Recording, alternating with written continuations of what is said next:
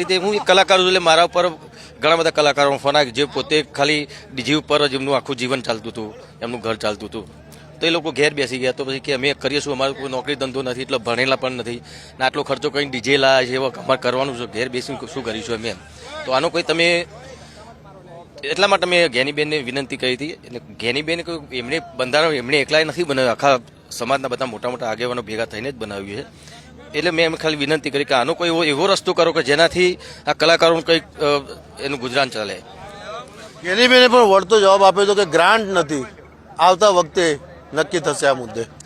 અહીં તો એમના બધા અમારા સમાજના બધા આગેવાનો બધા એ લોકો નક્કી કરશે.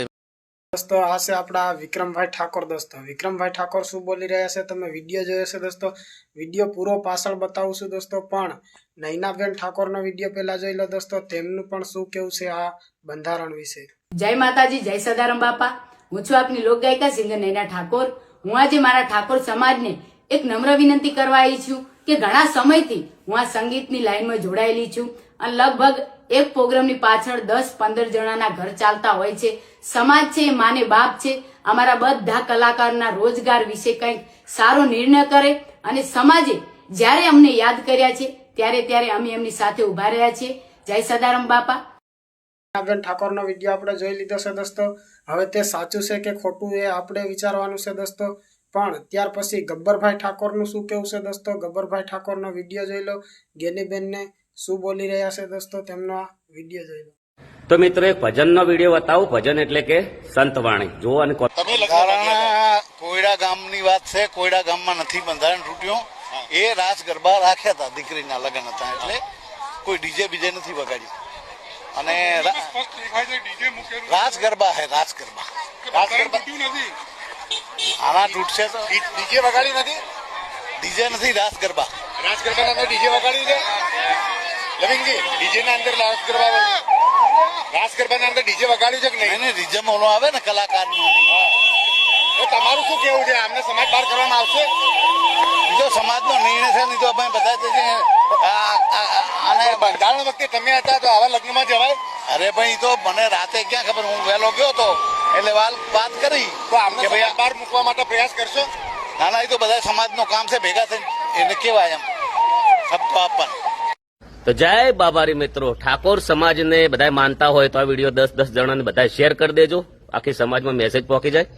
આ એક મેસેજ મારા એકલા માટે નથી, આખી સમાજ માટે છે. અને જે સમજદાર છે, પ્રમુખો છે, આગેવાનો છે, જે સમાજને વધારે માને છે એમના માટે તો ખાસ છે. તમે અંતરથી સમજજો કે ચલો વાત કરીએ. પહેલી કો હવના પહેલા જાબડિયા આયા, બધું કર્યું. એના પહેલા ઘણી જગ્યાએ બંધારણ તૂટેલું છે. પછી જ્યાં પાટણ તો દંડ લીધો. પછી ચલો કે અમે બીજાના ઘેર જઈએ કોઈ બી જગ્યાએ ગાવા તો અમારા ઉપર આવો નિર્ણય લેવામાં આવે, અન્યાય કરવામાં આવે. હીરા આગેવાનો પોતે બંધારણ તોડે ને ગમે તે જગ્યાએ સ્ટેજ ઉપર ઉભા હોય તો એમના હંગાત કોઈ કાર્યવાહી નહીં. પછી બીજું ખાસ કે જે ચંડીસર જે બંધારણ તોડ્યું, ઘણા બધા વિડીયો ચગ્યા પણ કોઈ હજી જીવ નથી. એનું કારણ કે ચંડીસર છે, સલ્લા છે. પહેલા ચંડીસર જાઓ, પછી સલ્લા જાઓ. અને બીજું કે આ બંને ગોમ બનાસકાંઠામાં નથી આવતા. બીજું કે આ નિયમ ખાસ કરીને અમારા બંને ભાઈઓ માટે જ છે. બધાને હરખા રાખો. કોઈ જગ્યાએ તમે 11,000 રૂપિયા લો, કોઈ જગ્યાએ 1.5 લાખ રૂપિયા લો. બંધારણમાં એવું કોઈ લખેલું નથી કે 1.5 લાખ લેવા. અમુક જગ્યાએ તમે 21,000 કહો, સમાજ હેડે પરો એટલે તમે ફેર ભાવ વધારી દો. મનનું ધાર્યું કરો છો, જેવું મન ફાવે એવું તમે કરી રહ્યા છો. સમાજની સાચી સેવા કરવા માંગતા હોય, સાચી એકતા કરવા માંગતા હોય તો સમાજમાં ભેળા થો, નિર્ણય લો, સમાજની અંદર સુધારા કરો. ગવર્મેન્ટની અંદર કાયદા આવતા હોય છે કે લાયસન્સ હોય ને એક્સિડન્ટ થાય તો આ જીવન કેદ સજા. તો બધા હડતાલ ઉપર બેસી ગયા હતા તો એ પણ કાયદો પાછો ખેંચી લીધો હતો. તો તમે તો આગેવાનો ખૂબ સમજુ છો. બંધારણ તૂટે તમને ગમે છે, સમાજની ટીકા ટીકી થાય ગમે છે. તમે એક ભેળા થઈને બધા મિટિંગ કરી નથી કહેતા, સુધારો નથી કરી કહેતા. જેમ કે તમે તો ખૂબ સમજુ છો, મારે એટલી બધી સલાહ આપવાની તમને જરૂર નથી, પણ આલવી પડે છે. અને મારા હંગા તો તમે એટલું બધું ખોટું કરી નાખ્યું છે. એ તો કુદરત જોઈ રહ્યો, કદાચ હોય અંધારું છે પણ એના ઘેર નથી. બધાને જય બાબારી, જય રોમા ધણી. અને આ સત્ય વાત હોય તો 1000% 10 જણા નહીં પણ 20 જણા શેર કરી નાખજો દિલથી. એટલો વિડીયો અરે શેર કરો એટલે બધાને ખબર પડી જાય. જય બાબારી, જય રોમા ધણી. કે મોટા આગેવાનો 1.5 લાખ રૂપિયા ભરી અને સારા અવસરો કરે, બધું કરે. અને જે ગરીબ વ્યક્તિને કોઈ કરવું હોય, એકનો એક દીકરો હોય, કોઈ બી વસ્તુ કરવી હોય તો આ કરો. બધું જે કરો પણ બધા માટે હરખું રાખો. મારો આ જ કહેવાનો મતલબ છે. જય બાબારી, જય રોમાધણી. જે રોમાધણી વાળાને માનતા હોય એ વિડીયો શેર કરો.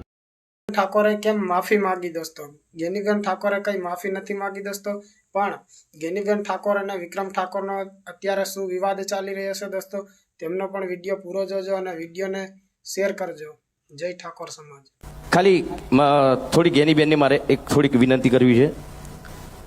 તમે જે સમાજ માટે બંધારણ આપણા સમાજના કલ્યાણ માટે જ કર્યું છે, બહુ સરસ કર્યું છે, પણ એક બે એવી વાતો છે જે તમારી સમક્ષ રજૂ કરવા માગું છું હું.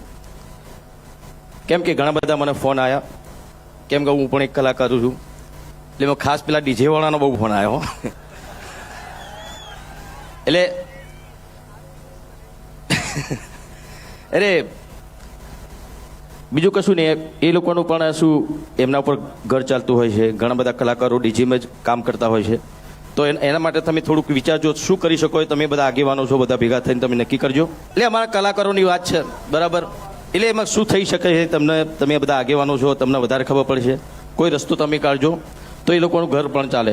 મારી પાસે વિક્રમભાઈએ માગણી મૂકી અને એમને વાત કરી કે બેન આ ડીજે વાળાની એમની માગણી છે, એટલે હવે આ જે બંધારણ એ કોઈ ગેનીબેને નથી બનાવ્યું, સમગ્ર ઉત્તર ગુજરાતના 3 જિલ્લાઓએ સાથે મળીને બનાવ્યું છે. અને એ દિવસે એવી જાહેરાત કરી છે કે આના 1 વર્ષ પછી 4/1/2027 રોજ જ્યારે એને 1 વર્ષ પૂરું થાય અને એની ઉજવણી થાય એ ટાઈમે ચર્ચામાં મૂકીશું અને એમાં તમે પણ બધાય આવજો. ચર્ચાના અંતે જે કાંઈ નિર્ણય લેવાનો થતો હશે એ આવતા વર્ષે થશે, પણ હાલ તો મેં કીધું એમ કે આ બજેટ પસાર થઈ ગયું છે, એટલે હાલ એને કોઈ વિચારણામાં વ્યક્તિગત રીતે લઈ શકાય એવું નથી.